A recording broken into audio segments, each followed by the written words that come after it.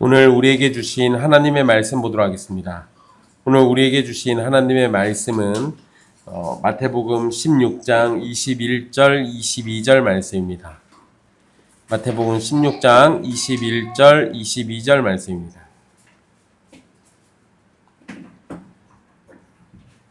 귀하신 하나님의 말씀 받들어서 읽도록 하겠습니다.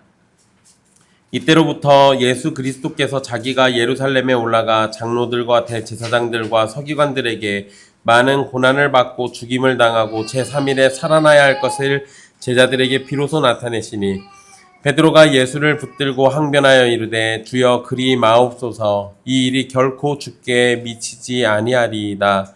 아멘. 이 말씀은 살아계신 하나님의 말씀입니다.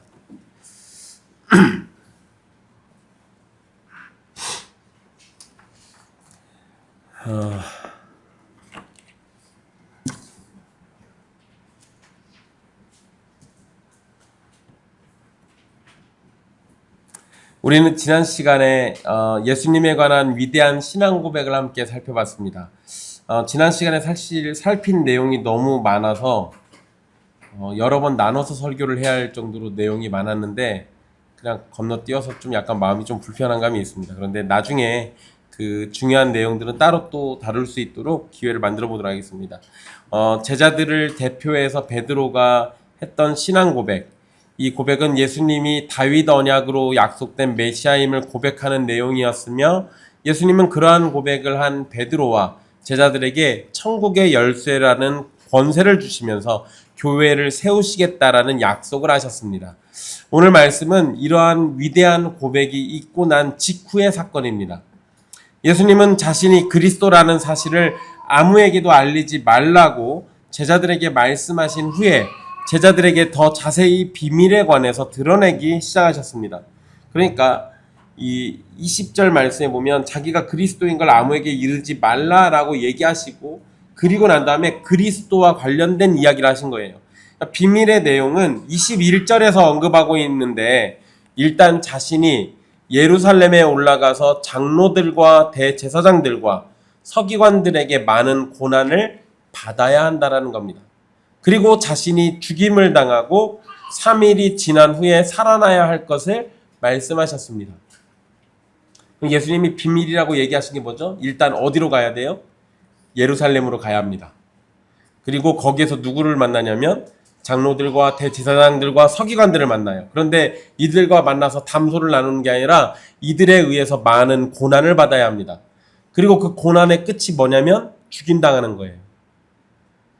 근데 여기서 끝나는 게 아니라 3일이 지난 후에 살아나야 할 것까지 말씀하셨습니다. 이게 바로 그리스도의 비밀입니다.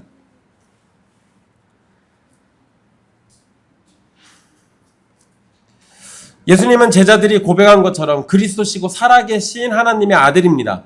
그런데 자신이 어떤 그리스도이며 약속된 구원의 역사를 위해서 어떤 일을 하실 것인지를 설명하신 겁니다. 21절 마지막 부분에 살아나야 할 것이라고 이렇게 그 제3일에 살아나야 할 것 이렇게 돼 있는 부분이 있잖아요. 거기서 살아나야 할 것에서 할 것이라고 번역된 헬라어 표현이 이 원문의 의미가 해야 할 것이라는 의미예요. 근데 이 해야 할 것이라는 말에는 어떤 한 수식어가 붙습니다. 반드시. 그러니까 할 일. 우리 아침에 일어나면 뭐 하죠? 아침에 일어나면 밥 먹고 씻고 네. 아침에 일어나면 누워있기도 하죠. 예열해야 하니까 누워있어야지. 근데 여러분, 자, 사람마다 아침에 일어나면 해야 할 일이 있습니다. 그죠? 근데 우리가 아침에 일어나면 반드시 해야 할 일, 이런 것들이 사람들에게 딱 정해져 있진 않지만 우리가 습관처럼 배워온 것들이 있어요. 아침에 일어나면 씻고 밥 먹고 그리고 챙겨가지고 자기 할 일 하는 거잖아요. 근데 이제 이거는 그냥 해야 할 일이지만 반드시란 말이 붙으면 무조건 해야 하는 거예요. 여기 이 해야 할 것, 그러니까 반드시 해야만 하는 일이라는 의미로 되어 있는데, 이 말은 결국 예수님이 고난을 받고 죽고 부활하는 일은 반드시 해야 할 일, 반드시 해야 하는 하나님의 뜻이라는 거예요. 반드시 해야 하는 하나님의 뜻. 이거는 해도 그만 안 해도 그만이 아니에요. 그러면 이 표현을 딱 예수님이 얘기하셨을 때 제자들은 어떻게 해야 하는 겁니까? 예수님이 반드시 이렇게 되셔야 한다라고 했으니까 우리는 예수님이 가시는 이 길을 보조하고 따라가고 순응하고 이러는 게 맞겠죠. 여러분, 예수님은 반드시 예루살렘으로 올라가야 합니다. 그리고 새 그룹, 즉 장로들과 대제사장들과 서기관들에게 많은 고난을 받으셔야 합니다. 예수님이 언급하신 새 그룹에는요, 바리새인과 사두개인이 빠져 있어요. 사실 지금까지 예수님 괴롭힌 거는 바리새인과 사두개인들이었어요. 그게 갑자기 무슨 정이 드신 건지 얘네들 이름은 쏙 빠져 있습니다. 그런데 여러분, 빠져 있는 게 아닙니다. 대제사장은 대부분 사두개인들이에요. 그러니까 대제사장들이라고 했을 때는 그 안에 사두개인들이 포함되어 있는 겁니다. 또 서기관들은 바리새인들과 관련이 있습니다. 그러니까 세 그룹을 얘기한 거지만 실제적으로는 모든 유대인들의 종교 지도자들을 다 언급한 거예요. 여기에 장로들이라는 존재들이 또 언급됩니다. 이 장로들은 유대인들의 최고 법정인 사내들인 회원들을 얘기해요. 그러니까 새 그룹 안에는 예수님을 반대하는 유대 종교 지도자들이 모두 포함되어 있는 겁니다. 그리고 죽임을 당하고 3일 후에 살아나셔야 합니다. 앞으로 반드시 일어나야 할 일, 이 일에 있어서 장소도 특정되어 있죠. 예루살렘이라고 콕 찍어서 얘기합니다. 그리고 그곳에서는 고난과 죽음이 예수님을 기다리고 있습니다. 그리고 예수님을 반대하는 대적하는 그 인물들까지 특정되어 있어요. 메시아가 고난받을 것이라는 사실은 이사야 53장에도 나와 있고 시편 22편에도 너무나도 명확하게 써져 있습니다. 그렇지만 유대인들은 고난받고 죽임당하는 메시아라는 개념을 이해하지 못했습니다. 제가 전에도 한번 말씀드렸듯이 유대인들 중에는 이런 개념을 가지고 있었던 사람들도 있었어요. 그런데 소수입니다. 이거는 시대적인 상황이 이렇게 만든 거예요. 왜냐하면 고난당하고 죽임당하는 메시아라는 개념은 승리가 아니라고 여겼기 때문에 지금은 사실 이 성경이 마태복음이 쓰여질 당시, 그러니까 마태복음이 그 기록된 그때 그 상황은 이스라엘이라는 나라가 없어요. 뭐만 있습니까? 로마의 속국만 있는 거예요. 형식적인 나라는 있습니다. 그렇지만 실제적으로는 이스라엘은 그냥 로마의 속국이에요. 그럼 그런 상황에서 유대인들이 고난당하고 죽임당하는 메시아를 간절히 원하겠습니까? 아니면 로마로부터 우리를 해방시켜줄 승리자 메시아를 기다리겠습니까? 당연히 승리자의 메시아를 기다릴 수밖에 없어요. 그러니까 시대적 상황이 사람들을 이렇게 만들어버린 거예요. 여러분, 여기서 우리가 한 가지 알 것은 성경의 진리를 시대적 상황에다가 대입해가지고 해석하면 안 돼요. 이러면 우리가 성경을 우리의 형편에 따라서 왜곡해버립니다. 이게 되게 무서운 얘기거든요. 여러분, 이와 관련된 게 여러 가지가 있긴 한데요. 일단 좀 심각한 것부터 얘기를 해보면 40년, 50년 전만 해도 동성애자 목회자는 상상도 안 했습니다. 40년, 50년까지 갈 필요도 없어요. 한 30년? 20년? 이때만 해도 동성애자인 목사 이런 거는 상상도 안 했어요. 근데 지금은 동성애자인 목사가 있어요. 시대적인 상황에 따라 성경을 달리 해석해서 그냥 적용해버린 겁니다. 또 여러분 100년 전, 200년 전에는 여자 목사에 대해서는 별로 생각도 없었습니다.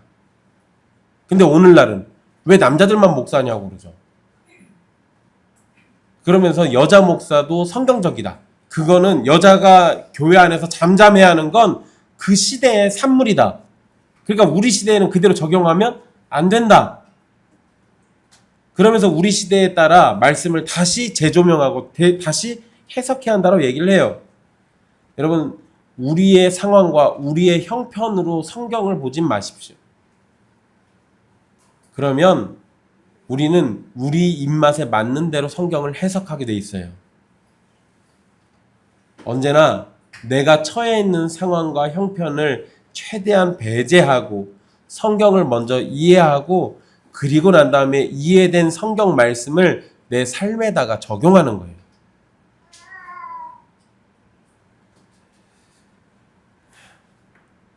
자, 어쨌든 예수님이 고난받는 메시아에 관해서 이야기하고 자신이 고난받고 죽임당해야 한다는 사실을 말했을 때 제자들은 그 말씀을 이해하지 못했을 가능성이 매우 높습니다.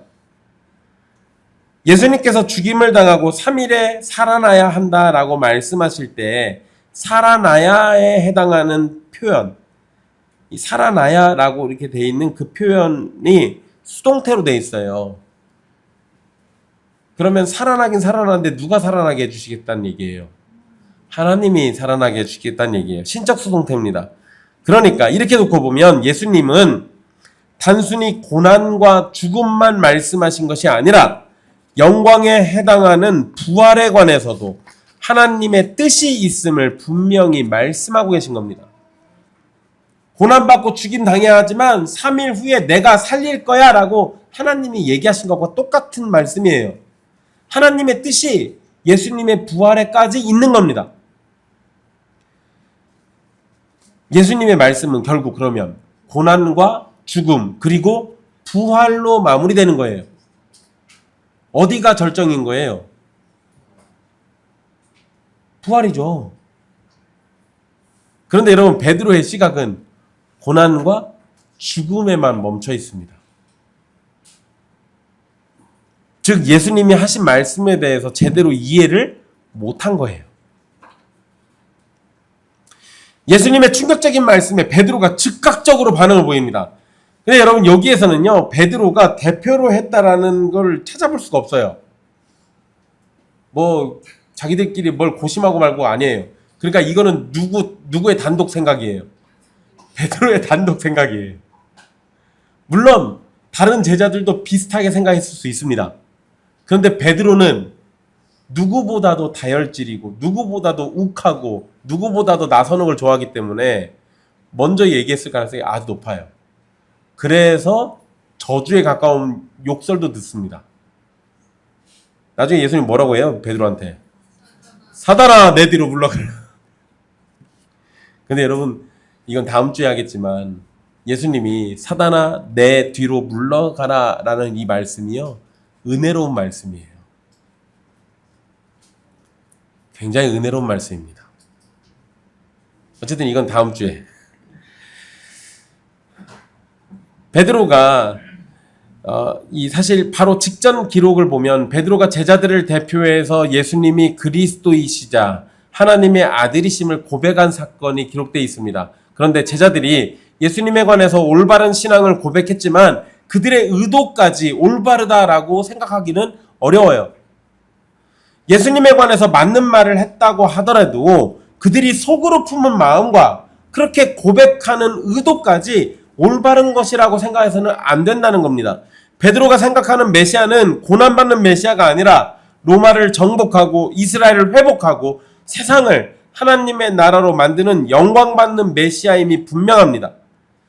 근데 여러분 지금 베드로의 이러한 생각은 누구랑 비슷하냐면 세례 요한이 감옥에 있을 때 오실 메시아가 당신이 맞냐라고 질문했던 그때와 비슷한 겁니다.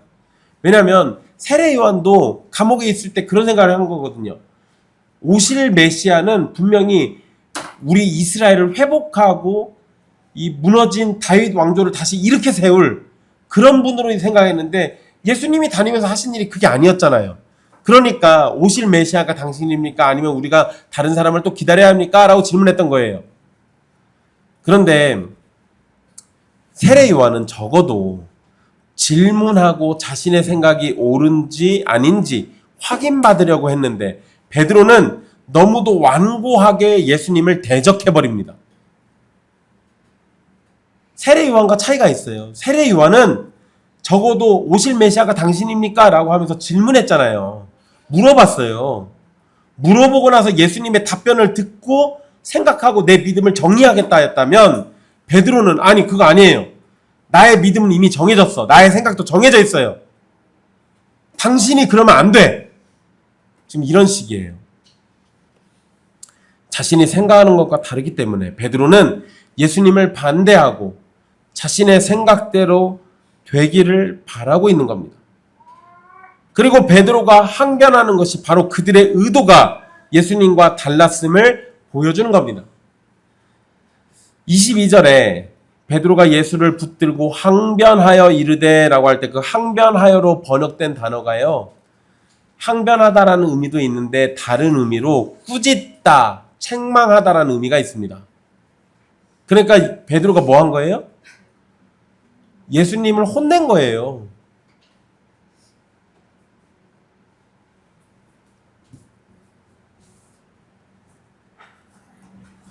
아니 방금 전에 그리스도시고 살아계신 하나님의 아들이라며. 근데 왜 예수님 혼내요? 베드로가 예수님을 향한 믿음의 고백을 한 제장계 분명하지만 지금은 예수님을 꾸짖고 대항하는 적대자의 모습을 보이고 있어요. 얘 지금 제자 아니에요. 이렇게 하면 적대자예요. 예수님을 적대하는, 대적하는 존재를 우리가 뭐라고 부르죠? 적그리스도. 그러니까 예수님이 베드로한테 뭐라고 한 거예요? 사단이라고 한 거예요. 괜히 그러신 게 아니라고요. 근데 여러분 다음 주에 얘기 드리겠지만 그런다고 해서 베드로가 곧 사단이었구나 라고 생각하시면 안 돼요. 사단의 역할을 한 거예요. 사단의 도구가 된 겁니다. 사단은 하나예요. 사단은 한 명이에요. 네. 얘도 되고 쟤도 되고 이런 거 아니에요. 네. 여러분 22절에 보면 베드로가 항변하면서 뭐라고 말하냐면 우리 성경에 주여 그리 마옵소서라고 이렇게 되어 있습니다. 근데 여러분 주여 그리 마옵소서라고 번역된 이 표현은 이게 원어가 두 가지 의미로 해석이 가능합니다. 일단 첫 번째로 긍정적으로는 하나님의 자비가 있기를 빕니다라는 의미가 돼요. 긍정적으로 쓸 때는. 부정적으로는 하나님이 금지하셨다라는 의미가 됩니다. 그러니까 여기서 지금 대적하면서 했으니까 긍정적이겠어요? 부정적이겠어요? 부정적이겠죠. 하나님이 금지하셨다. 이런 의미로 지금 베드로가 한 소리예요. 그리고 베드로는 우리 성경의 표현처럼 그리하지 말라는 정도가 아니라 하나님의 이름을 팔아서 하나님이 그것을 금지하셨다라고 말하고 있는 겁니다. 실제 하나님의 뜻이 그것이 아닌데 베드로는 자신의 생각이 곧 하나님의 생각이라고 말하고 있는 겁니다.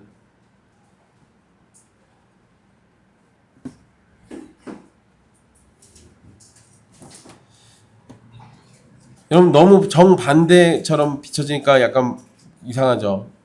그런데 어쨌든 하나님의 자비가 있기를 빕니다라는 의미가 하나님이 금지하셨다라는 의미와 상통된다는 게 참 신기합니다.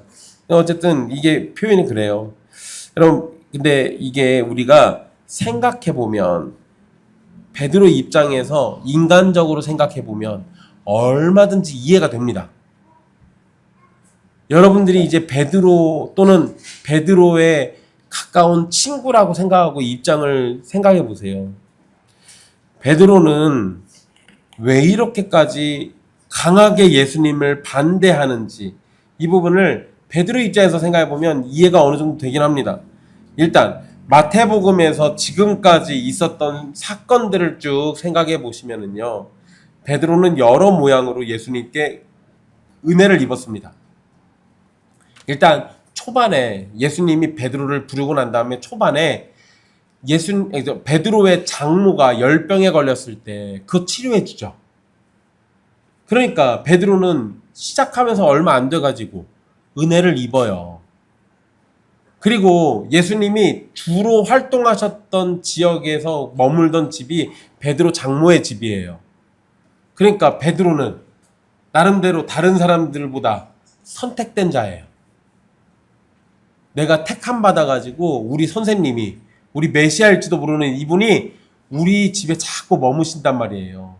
그러니까 이것만으로도 복 받은 거죠. 거기다가 직전에 가까운 사건을 생각해 보면 베드로가 바다에 빠졌을 때, 믿음이 없어서 바다에 빠졌을 때 죽게 내버려 두실 수도 있는데 건져 주시잖아요. 그리고 사실 빠지기 직전만 놓고 보면 베드로가 물 위를 걷게 해달라고 그러니까 걷게도 해주셨잖아요.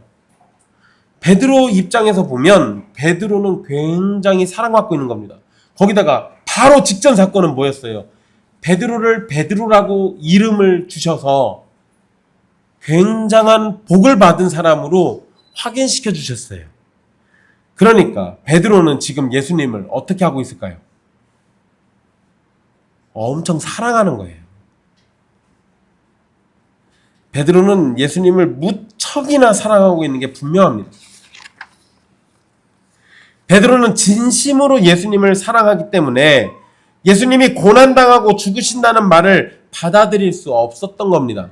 그러나 문제는 그 사랑이 하나님의 뜻과 말씀 위에 서 있는 것이 아니었다라는 거예요.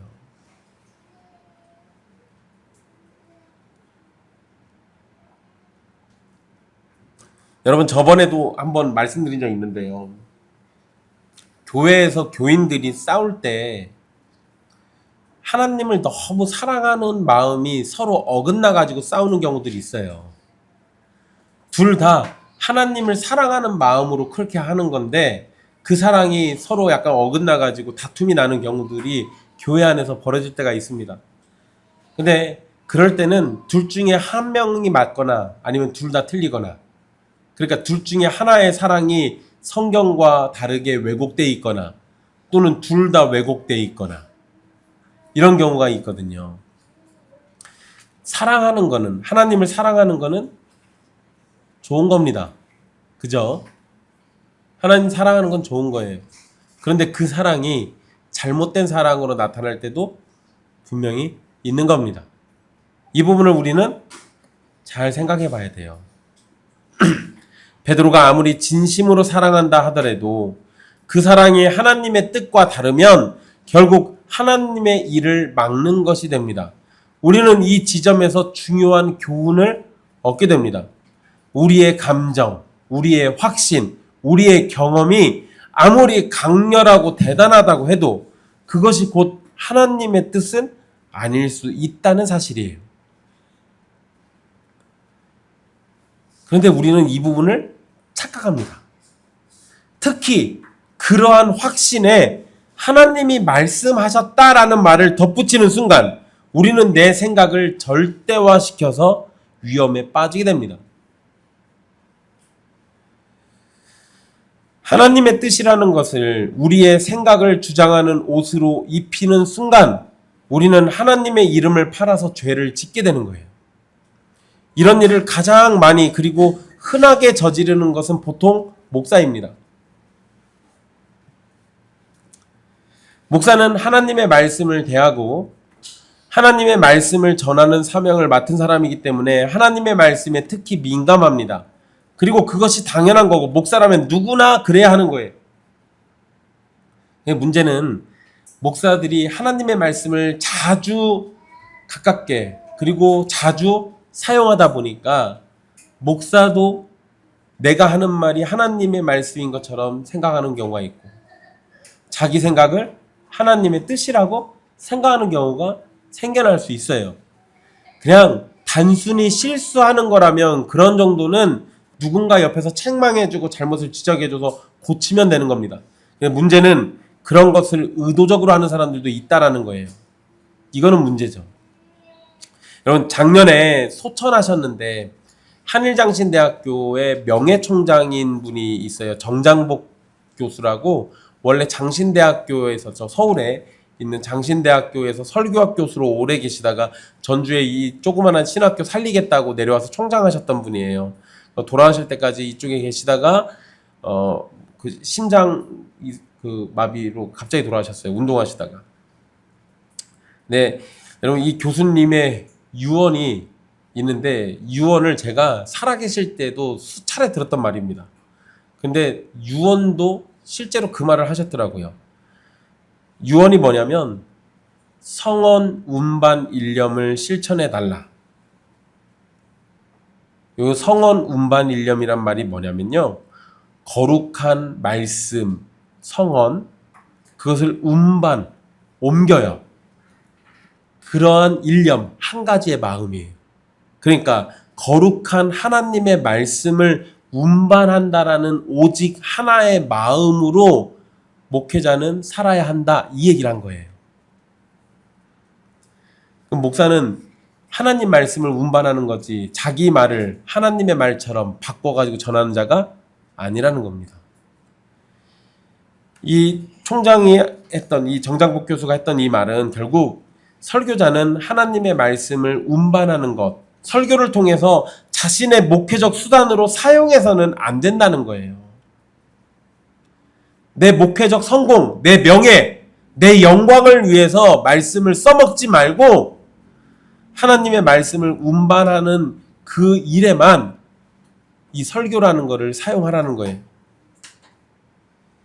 그래서 개혁교회는 설교를 강단에서 선포되고 가르쳐지는 하나님의 말씀으로 여깁니다. 그래서 특히나 개혁교회는 설교를 굉장히 중요하게 여겨요.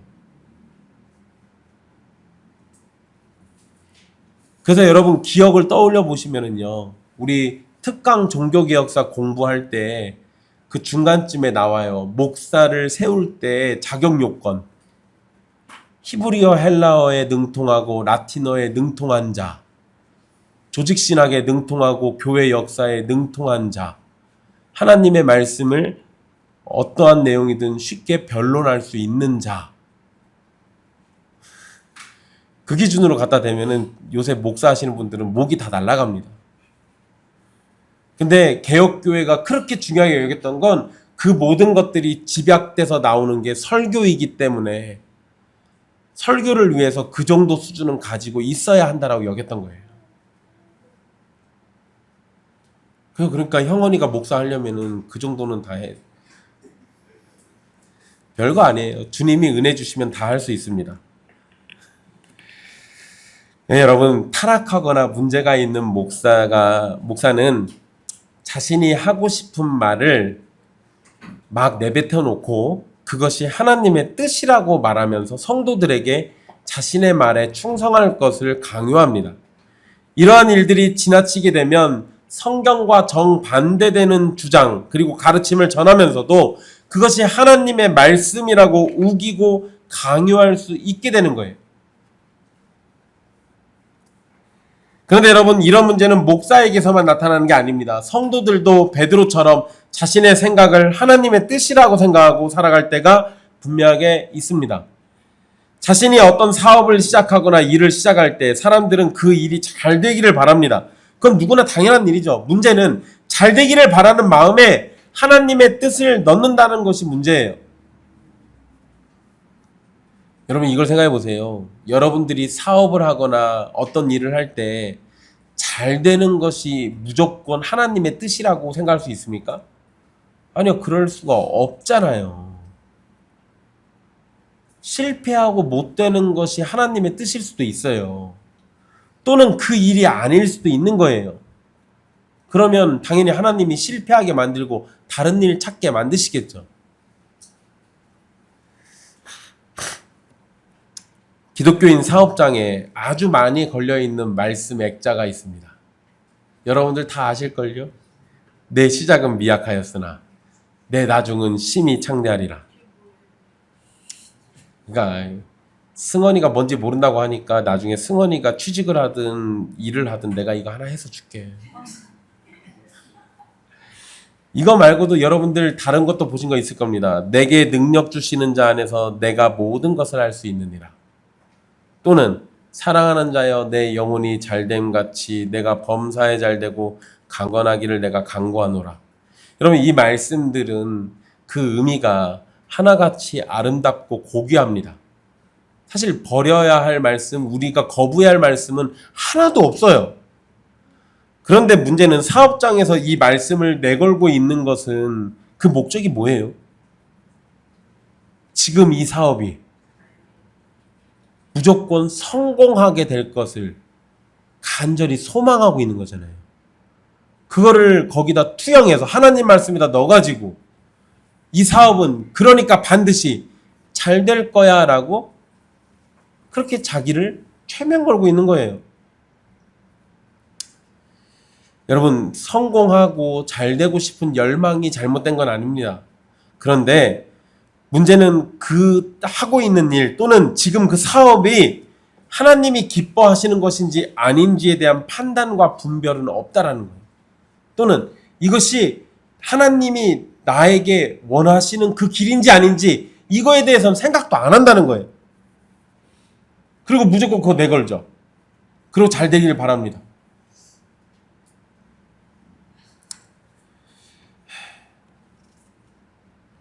여러분, 술집에 가도 이런 액자 걸려 있어요. 아니, 무슨 깡다구인지 모르겠습니다. 술집에다가 왜 그런 걸 내걸었는지. 근데 어쨌든 여러분, 술집의 그 사업이 진짜 시작은 미약했는데 나중은 정말 창대하게 해주신다고 치면 주님의 뜻이 대한민국이 곳곳에 술판을 벌이고 알코올에 취해서 밤마다 사경을 헤매는 자들이 넘쳐나기를 원하신다는 거예요? 그럴 수가 없잖아요. 그러니까 기초적으로 그런 것들 생각도 안 하고요. 무조건 내 성공을 위해서 하나님의 말씀 갖다 이용해 먹는 거예요. 때로 어떤 신자는 자신이 하는 사업이 하나님의 축복으로 가득하기를 소망해서 목사를 불러다가 예배드리고 하나님의 복을 말해주기를 소망합니다. 하나님의 복이라고도 말 안 하죠. 하나님의 축복을 주시기를 간절히 바라죠. 예배에 관한 의미나 복에 대한 의미를 성경이 무엇이라고 말하고 있는지 전혀 관심이 없는 겁니다. 그냥 자기 성공을 위해서 하나님을 이용하고 있는 거예요. 이런 경우는 베드로의 경우보다 더 심각하게 문제가 있는 겁니다. 적어도 베드로는 예수님 사랑해서 그랬던 거예요. 그런데 이런 경우는 하나님에 대한 사랑은 없고 자기 사랑만 넘쳐나니까 이러는 거예요. 아직 우리 안에 나타나진 않은 모습이지만 보통 교회에서 흔하게 나타나는 모습이 있습니다. 목사나 장로가 서로 자신의 뜻을 내세우면서 그것을 하나님의 뜻이라거나 하나님이 원하시는 것이라고 주장하면서 자신과 뜻이 다른 사람을 틀린 것으로 만들어버리는 겁니다. 그래서 목사와 장로가 싸울 때는요, 서로 사탄이라고 손가락질해요. 자기가 말하는 게 하나님의 뜻이라고 주장합니다. 이런 식의 모습은 교회를 발전시키는 것이 아니라 분열시키고 망가뜨리고 깨뜨리게 합니다. 교회가 깨지는 모습이 분명하게 보이고 있는 중에서도 자신의 생각이 곧 하나님의 뜻이라는 점을 굽히지 않는 것을 너무 많이 봐왔어요. 그리고 여러분, 오늘날은 더 심각한 부분에서 문제가 나타나는데요. 한국 교회에서는 정치 문제에 있어서도 하나님의 뜻을 말하는 사람들이 나타났습니다. 교회가 정치 문제에 아무런 말도 하지 말라는 건 분명히 아니에요. 교회는 잘못된 일에 있어서 성경에 입각해서 하나님의 뜻을 전해야 하는 겁니다. 그건 당연한 거예요. 그래서 세상이 또 정치인이 하나님의 뜻과 하나님의 말씀과 어긋난 길을 가면 우리는 설교를 통해서 또 하나님의 말씀을 통해서 그들에게 전해야 돼요. 너희가 하고 있는 그것이 잘못됐다라는 걸 얘기해 줘야 합니다. 그런데 일부 잘못된 사람들은 특정 정당이나 정치인을 지지하는 것이 곧 하나님의 나라를 세우는 일이라고 말합니다. 어떤 정책이나 법안을 찬성하거나 반대하는 것을 마치 복음 진리와 동급으로 취급하면서 주장하기도 합니다. 거기에 정치적인 견해가 다르다는 것으로 믿음이 없다고 말하거나 하나님의 뜻을 거스른다고 정죄하기까지도 합니다. 이러한 모습은 매우 심각하게 잘못된 거예요. 너무 잘못된 거예요. 여러분 어떤 그 보수적인 형제 하나가 저랑 몇몇 목사들을 이렇게 싸잡아가지고 개좌식이라고 이렇게 불러놨어요. 개혁주의 좌파 뭐라고 했는데, 네. 그래서 줄여서 개좌식이라고 이렇게 부르더라고요. 아무래도 어감이 개좌식은 아닌 것 같은데, 네. 네. 정치적인 견해가 다를 수 있어요. 그럴 수 있는데, 그거 가지고 해서 상대를 모욕하거나 또는 저거는 믿음이 없는 자들이야 라고 치부해서는 안 돼요. 사실 그럴 수는 없는 겁니다. 왜냐하면 우리는 하나님의 뜻이 무엇인지 매 순간 정확하게 파악할 수가 없어요. 그러니까 어디에 어느 정당에 또는 어느 정책에 하나님의 뜻이 있는지 없는지 우리가 명확하게 선명하게 보지 못하는 때가 많이 있다는 겁니다. 물론 여러분 동성애를 찬성하고 반대하고 이런 거는 명확해요. 성경에 하나님이 죄라고 했으니까 그런 건 명확하지만 그 외의 것들에서는요 명확하지 않은 것들이 많이 있어요. 정치적인 견해는 사람마다 다를 수 있습니다. 그러나 하나님의 말씀은 정치 이념보다 훨씬 더 크고 깊고 거룩합니다. 우리가 가진 정치적 신념을 하나님의 뜻이라고 말하는 순간 우리는 복음을 정치로 왜곡해버리고 하나님의 나라를 땅의 왕국으로 축소시키는 겁니다.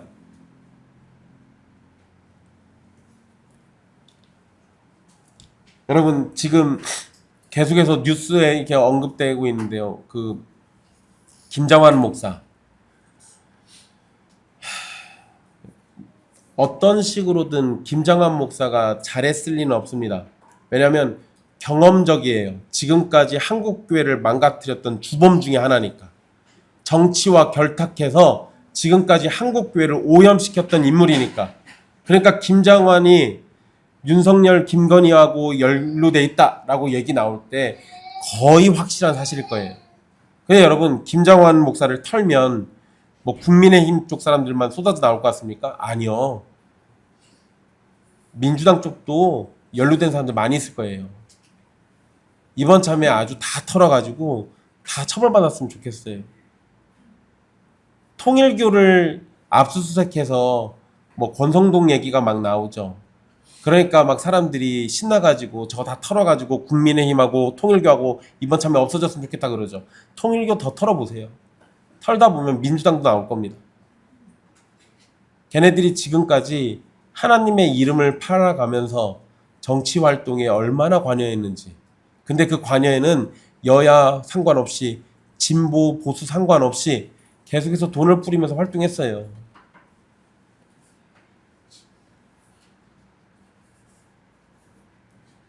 너무나도 슬픈 일에 교회가 연루돼 있다라는 거는 우리 시대에 우리의 아픔인 거예요.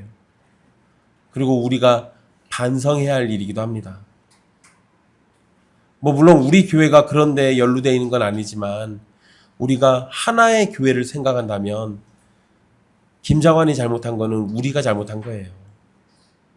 그러니까 우리 모두 이 부분을 깊이 회개하고 주님의 은혜를 구해야 하는 거예요. 예수님은 자신이 예루살렘에서 종교 지도자들에 의해서 고난받고 죽임을 당하고 3일에 살아날 것을 말씀하셨습니다. 이것이 하나님의 뜻이기에 반드시 일어나야 할 일입니다. 예수님께서 이렇게 말씀하셨다면 하나님의 백성들은 하나님의 뜻에 자신의 생각과 감정과 소망을 굴복시키고 순종해야 마땅한 거예요.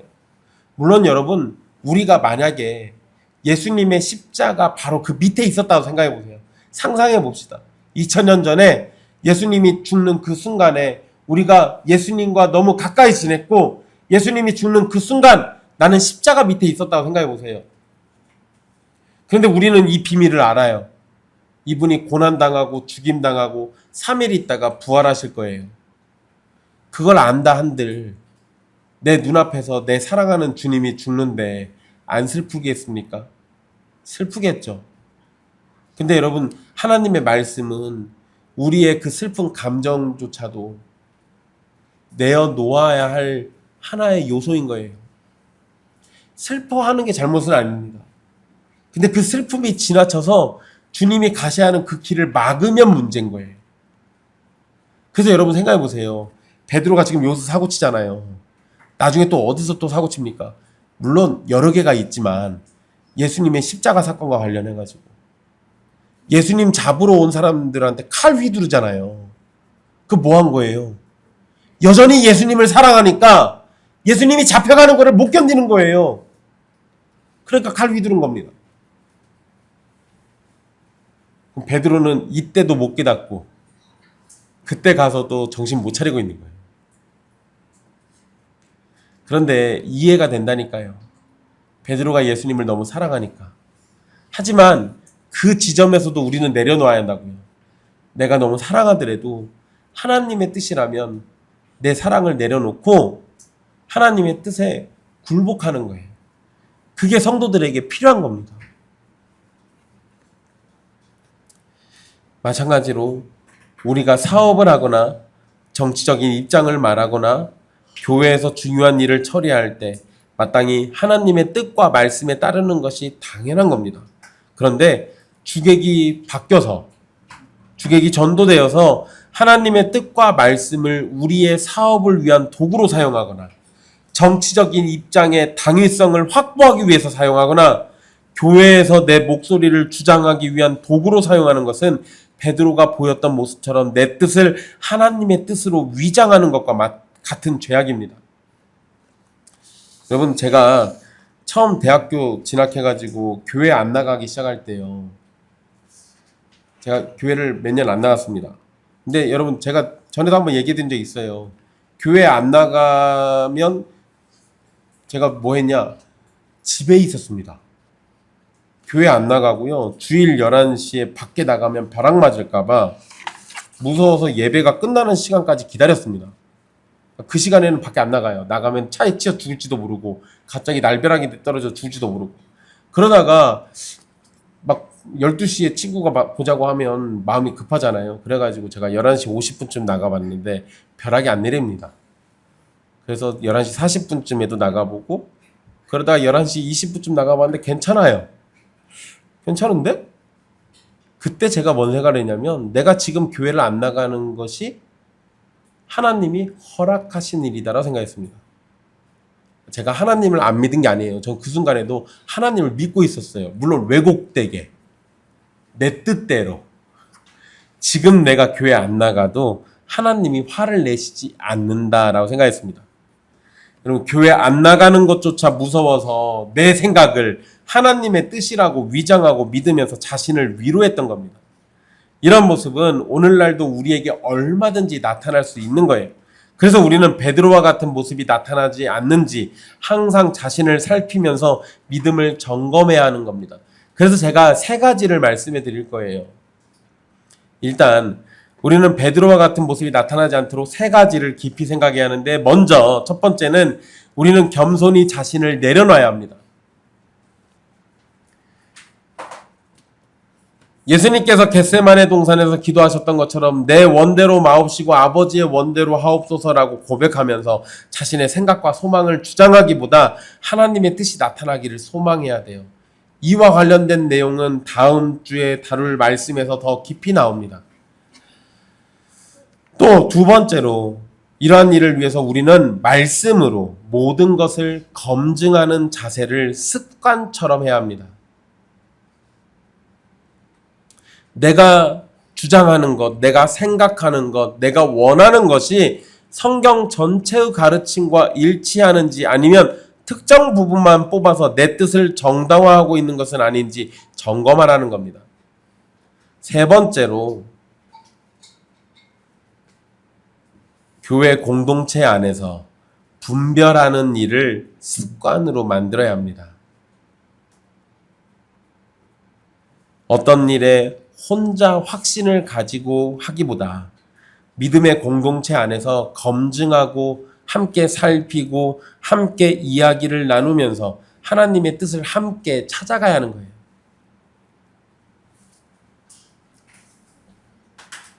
여러분, 세상은 자신과 뜻이 다르거나 목표가 다르면 다툽니다. 그런데 교회는 하나님의 영광이라는 궁극적인 목표 아래 모여있는 사람들이기 때문에 자신이 생각하는 목표와 좀 다르더라도 이야기를 할 수 있어야 맞아요. 왜냐하면 우리는 어떤 식으로든 결국 하나님의 영광이라는 궁극적 목표를 향해 가는 거기 때문에 그 과정 가운데 생각이 약간 다르더라도 오히려 세상에서 하지 못할 그러한 나만의 속 이야기를 교회 안에서는 할 수 있어요. 그러면서 내 생각이 옳으면 옳은 것을 확인받을 수 있고 잘못된 거면 잘못된 것을 지적받아서 수정할 수 있는 거예요. 그러면서 함께 믿음 안에서 세상의 삶도 우리의 생각과 사고도 자라나는 거예요. 사랑하는 형제자매 여러분, 베드로는 예수님에 대한 사랑과 열정이 있었습니다. 하지만 그것 때문에 자신의 생각을 하나님의 뜻처럼 말했습니다. 그리고 그 순간 하나님의 구원 계획을 막으려는 사단의 도구가 되고 말았습니다. 오늘날에도 우리는 그와 같은 실수를 범할 수 있습니다. 개인의 삶이든 교회의 사역이든 정치에 관한 영역이든 내 생각과 주장에 하나님의 이름을 붙이는 것은 너무나 쉽지만 동시에 너무나 위험한 일입니다. 하나님의 뜻은 여러분의 확신보다 크고 여러분의 계획보다 깊고 여러분의 시각보다 넓습니다. 우리가 가질 수 있는 최고의 지식과 지혜는 하나님의 가장 미련한 것보다도 못합니다. 그러니 함부로 우리의 생각을 하나님의 뜻이라고 말하면서 하나님을 모독하고 죄를 지어서는 안 되는 겁니다. 우리는 날마다 겸손히 말씀 앞에 서서 내 뜻이 아니라 하나님의 뜻이 이루어지기를 기도하고 하나님의 뜻을 막는 사람이 아니라 하나님의 뜻을 따르는 제자로 살아가야 합니다. 예수님은 자신이 고난과 죽음과 부활의 영광을 말씀하셨습니다. 부활의 영광은 우리도 기뻐하는 일이지만 고난과 죽음은 피하고 싶은 것이 당연한 사람의 생각일 겁니다. 하지만 고난과 죽음 없이는 부활의 영광은 없는 겁니다. 마찬가지로 성도의 삶에서 고난과 죽음은 천국의 영광을 위해서 필연적으로 따라오는 것임을 잊지 마십시오. 그 일을 위해서 여러분 자신을 쳐서 복종시키는 일에 최선을 다하십시오. 하나님의 은혜를 기도로 구하고 하나님의 도우심을 바라십시오. 그러면 자기를 부인하는 일에 있어서도 선하신 하나님의 손길을 마주하게 될 겁니다. 기도하겠습니다.